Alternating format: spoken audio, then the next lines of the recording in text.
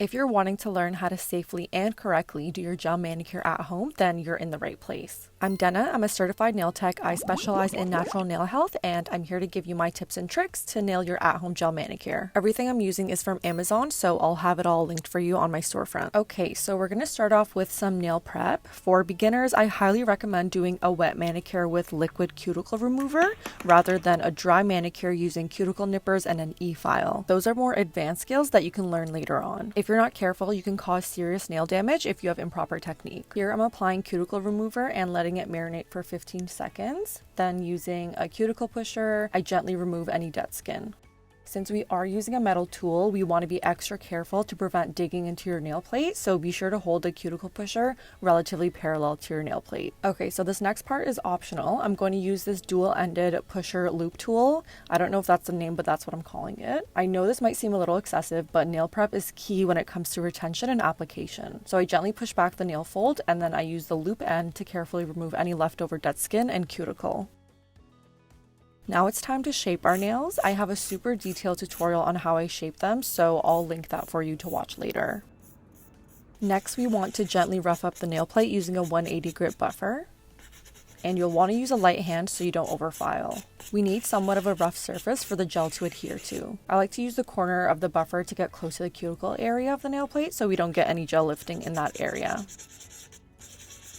I really love this tool for getting super close to the cuticle area with some more precision. Again, you want to use a light hand for this. Dehydration is another key part of nail prep. So if you don't do your nails that often, alcohol prep pads are really convenient. Otherwise, you can just get lint-free nail wipes and isopropyl alcohol separately, and I'll link both options for you. For the actual dehydration step, you can use a dehydrator or just mix equal parts of acetone and isopropyl alcohol to fully dehydrate the nail plate. And now for the very last prep product, I'm using a protein bond, but you can also use a primer. This is going to help the base coat adhere to the nail plate.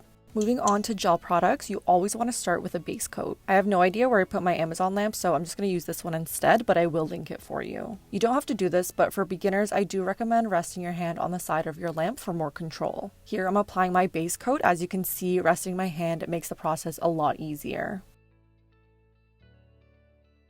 Next, we're going to apply our gel color. I'm using this beautiful sheer milky nude. Always start off with a thin layer. I know it looks crusty, but we're going to add a couple more coats afterwards to help build up the color. Just like with the prep tools, you'll want to position your brush almost parallel to your nail for a more even color application. We want to avoid any streaks, but also lumps and bumps. I don't want to bore you with the other two layers, so this is what it looks like with 3 coats. Now it's time to apply top coat.